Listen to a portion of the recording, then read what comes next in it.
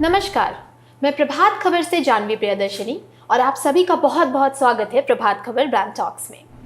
Usha Martin university का शिक्षा के क्षेत्र में एक बहुत ही बड़ा नाम है। ईस्टर्न इंडिया के टॉप लीडिंग यूनिवर्सिटीज़ में उषा मार्टिन का नाम शुमार है।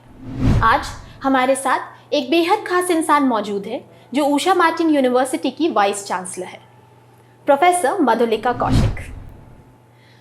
आज मैम से बात करके हम ये जानने की कोशिश करेंगे कि उषा मार्टिन की क्या विशेषताएं हैं और वो क्या खासियत है जो इसे बाकी यूनिवर्सिटी से अलग बनाता है, और साथ ही साथ हम ये पता करने की कोशिश करेंगे कि यहाँ का एडमिशन प्रोसीड्योर और प्लेसमेंट सेल क्या है। तो आइए हम मैम से अपनी खास बातचीत शुरू करते हैं। नमस्कार मैम। नमस्कार मैम, सबसे पहला क्वेश्चन मेरा आपसे ये है कि उषा मार्टिन यूनिवर्सिटी की स्थापना कब और कैसे हुई? उषा मार्टिन यूनिवर्सिटी जैसे कि बाकी स्टेट यूनिवर्सिटीज स्टार्ट होती हैं, एक एक्ट के अंदर उसका प्रावधान किया गया। तो 2012 में हमारा एक्ट पास हुआ और तब से ये यूनिवर्सिटी निर्मित, मतलब इन द सेंस उसकी स्टैट्यूटरी रिक्वायरमेंट्स पूरी हो गई और हमने अपना पहला एकेडमिक सत्र जो था वो 2017 में शुरू किया। मैम, उषा मार्टिन यूनिवर्सिटी की वो क्या खासियत है, आपको क्या लगता है जो इसे बाकी यूनिवर्सिटी से मतलब बिल्कुल डिफरेंट एंड एक्सेप्शनल बनाता है? इस विश्वविद्यालय में सबसे पहले जो हम लोगों ने इसकी प्रमुख विशेषता रखी वो था कि सारा फोकस टीचिंग लर्निंग पे होगा। जी अच्छा। एज अ यूनिवर्सिटी हम ऐसे सिस्टम्स बनाएंगे कि हमारे बच्चों को बेस्ट टीचिंग लर्निंग प्रैक्टिसेस मिल सके। हमारे यहाँ बिल्कुल क्लियर था कि बच्चों को अटेंडेंस करनी पड़ेगी। 70% जब तक उनकी अटेंडेंस नहीं होगी उनको एग्ज़ाम के लिए वो एलिजिबल नहीं होंगे। हम वाकई बच्चों को पढ़ाना चाहते हैं, उनकी कॉम्पिटेंसीज डेवलप करना चाहते हैं और ये चाहते हैं कि वो जब इस यूनिवर्सिटी से निकलें तो उनमें वो सारी कॉम्पिटेंसीज हों जो एक ग्रेजुएट में या एक पोस्ट ग्रेजुएट में होनी चाहिए। तो पहली बात तो ये अटेंडेंस के लिए, अटेंडेंस अगर आपको पूरी रखनी है तो आपको उतनी क्लासेस रेगुलरली लगानी पड़ेगी। तो regularity of classes, qualifications of teachers, हमने अपने सभी टीचर्स को अच्छी इंस्टीट्यूशन से अच्छी क्वालिफिकेशंस के साथ, शुरू में जब हमने अपने प्रोग्राम से तो हम पीएचडी लिए किए हुए ही टीचर्स को ले रहे थे। अच्छा। या फिर जो उस स्टेज में पहुंच चुके हों जिनकी पीएचडी अभी सबमिट होने वाली है, मतलब उन्होंने काम कर लिया, 1 आध साल में सबमिट हो जाएगी, तो उन लोगों को यहाँ पे रखा गया। धीरे धीरे फिर हमारे यहाँ कुछ ऐसे प्रोग्राम्स भी हमने शुरू किए जहाँ पर उनकी काउंसिल्स पीएचडी को अनिवार्य नहीं मानती हैं पढ़ाने के लिए। तो उनकी वजह से हमारा थोड़ा सा ये नॉन पीएच, जैसे नर्सिंग हुआ, फार्मेसी हुआ, इनकी काउंसिल्स में ये रिक्वायरमेंट नहीं है पीएचडी की। हमारे बाकी सभी डिसिप्लिन्स में 70% up to 70% of our faculty are either PhDs और are at the final stage of pursuing the PhD। जो इम्पॉर्टेंट बात है, उषा मार्टिन बहुत स्टूडेंट ओरिएंटेड है, it's very very learner oriented. हम अपने स्टूडेंट से लगातार बात करते हैं, उनकी परेशानियां समझने की कोशिश करते हैं, अपने सिस्टम्स को उनके अनुरूप, मतलब कि उनको यहाँ आने का मन हो, वो आके पढ़ें, आके सीखें, आके बहुत सारे उनके लिए, मतलब उनकी स्पोर्ट्स के लिए आपने देखा होगा कि बहुत सारे हमने प्रावधान कर रखे हैं इंटरनल और एक्सटर्नल स्पोर्ट्स के लिए। उनको हम कॉम्पिटिशन्स में, इंटर यूनिवर्सिटी कॉम्पिटिशन्स में सपोर्ट करते हैं जाने के लिए। उनकी जितनी कॉम्पिटेंसेस उनको चाहिए उसके लिए उनके बाहर, मतलब अगर बाहर जाके उनको काम करना है, फील्ड विजिट्स करने हैं, ये सब करना है, तो यूनिवर्सिटीज़ को सपोर्ट करती है। आपने आते वक्त देखा होगा 2 अलग अलग हॉस्टल्स बने हुए हैं, बॉयज़ के और गर्ल्स के, बहुत वेल इक्विप्ड हॉस्टल्स हैं। आप अगर जाके देखेंगे तो एक सेंट्रल मेस है जो उनके सारे मील्स के लिए अवेलेबल है। तो ये सारी कोशिशें की गई हैं कि बच्चे उस तरह से घर से बाहर जो रह के पढ़ रहे हैं वो किसी भी तरह से मतलब ऐसा महसूस ना करें कि उनकी कोई केयर नहीं हो रही है। 2 वार्डन्स हैं विमेंस हॉस्टल में, 2 वार्डन्स हैं मेंस हॉस्टल में। तो उस तरह की हम कोशिश करते हैं। एक लर्नर ओरिएंटेशन, एक लर्नर सेंट्रिक होना, ये बहुत ज़रूरी है जी। तो ये भी हमने फॉलो किया है।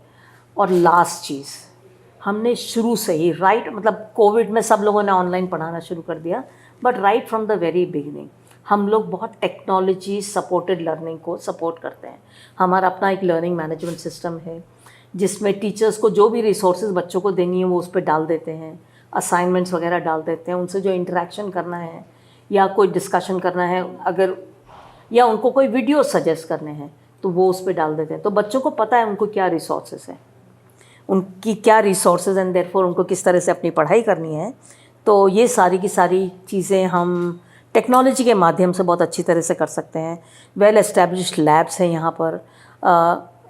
टीचर्स की कॉम्पिटेंसीज बढ़ाने के लिए भी हम समय समय पर फैकल्टी डेवलपमेंट प्रोग्राम, उनकी पेडागॉगी से रिलेटेड जो भी टेक्नोलॉजी सपोर्टेड चीज़ें उसको करते रहते हैं। जी। टेक्नोलॉजी एक बड़ा स्ट्रैंड है यहाँ पे। हम चाहते हैं कि यूनिवर्सिटी जनरली एक हमारा अपना एंटरप्राइज रिसोर्स प्लानिंग का सिस्टम लग गया है, तो बच्चों की फ़ीस, बच्चों का अटेंडेंस, उनकी इवैल्यूएशन के वो सब अब इलेक्ट्रॉनिकली जमा होता रहेगा। कोई भी बच्चा, हम लोगों ने आगे बढ़कर ABC को ज्वाइन कर लिया, एकेडमिक बैंक ऑफ क्रेडिट को। हम बाकी चीज़ें भी उस हिसाब से जो भी नए डेवलपमेंट्स NEP के द्वारा सजेस्टेड हैं, जैसे 4 ईयर अंडर ग्रेजुएट प्रोग्राम, वो सब हम लोग साथ साथ में करते जा रहे हैं।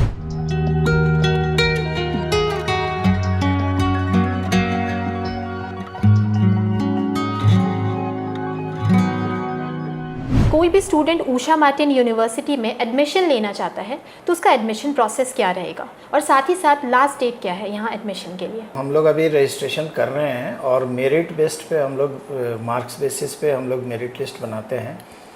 इस साल से हम लोगों ने अपना एक एडमिशन टेस्ट शुरू किया है MBA में एडमिशन के लिए।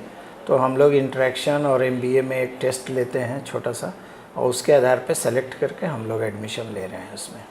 तो हमारे यहाँ अभी भी एडमिशन प्रोसेस चल रहा है, जो एक्सपेक्ट करते हैं कि बाय फर्स्ट वीक ऑफ सितंबर हम लोग इसको क्लोज़ करेंगे। अच्छा सर, एडमिशन का जो प्रोसेस है वो ऑनलाइन रहेगा या ऑफलाइन? नहीं, ऑनलाइन हमारे यहाँ रजिस्ट्रेशन होता है। ऑनलाइन आप 500 रुपीज़ दे के रजिस्ट्रेशन करा सकते हो। उसके बाद हम लोग बच्चे से वो एक ऑनलाइन फॉर्म भरते हैं, उसको यहाँ भेज देते हैं, और फिर जहाँ से भी ऑनलाइन वो भरते हैं उनको हम लोग कोई एक डेट जो उनको एक कन्वीनियंस के अनुसार हो, उस डेट को हम लोग यहाँ बुला लेते हैं। वैसे हमारे यहाँ सिटी ऑफिस में, हमारे यहाँ लालपुर चौक में भी एक हम लोगों ने ऑफिस खोल रखा है। अच्छा। जहाँ बच्चों के कन्वीनियंस के लिए, कि अगर इतनी अनगढ़ा आने में जिसको दिक्कत हो, जैसे बाहर से जो लोग आते हैं और सेम डे लौटना चाहते हैं, तो वो हमारे लालपुर ऑफिस में जा सकते हैं। वहाँ भी एडमिशन की फॉर्मेलिटीज़ वो पूरी कर लेते हैं। जी सर, यहाँ के कोर्स के बारे में मैं जानना चाहूँगी आपसे कि जो वोकेशनल कोर्स है, डिप्लोमा कोर्स है, उसके बारे प्लीज़ हमारे दर्शकों को विस्तार से बताएं। हमारे यहाँ जैसे हेल्थ साइंसेस का, हमारे यहाँ फार्मेसी भी है, और फिजियोथेरेपी का भी है, और नर्सिंग का भी कोर्सेज है। अच्छा। उसके अलावा हमारे यहाँ इंजीनियरिंग के सभी डिपार्टमेंट चल रहे हैं, प्लस उसके डिप्लोमा भी चल रहे हैं। और डिप्लोमा हमारा AICTE से अप्रूव्ड है, और मैनेजमेंट का चल रहा है, कंप्यूटर साइंस का MCA BCA दोनों चल रहा है। लॉ डिपार्टमेंट का BBA LLM कोर्सेज भी चल रहा है। जनरल साइंस से हम लोग सिर्फ, मतलब जनरल एजुकेशन में हम लोग इंग्लिश ऑनर्स को रखे हैं, क्योंकि इंग्लिश ऑनर्स एक पॉपुलर सब्जेक्ट है, तो उसको हम लोग ये किए हुए हैं। ऊषा मार्टिन यूनिवर्सिटी का प्लेसमेंट सेल कितना स्ट्रांग है, और कौन कौन से कंपनीज़ में यहाँ से प्लेसमेंट मिलता है? अभी जितने बच्चे हमारे यहाँ से निकले हैं, वो जैसे जो 2 इयर्स का कोर्स था, जैसे MBA वगैरह, जो उसमें से जो बच्चे निकले हैं उसका प्लेसमेंट हम लोग के यहाँ बहुत अच्छा है। 90% बच्चों का प्लेसमेंट हो गया है। अच्छा।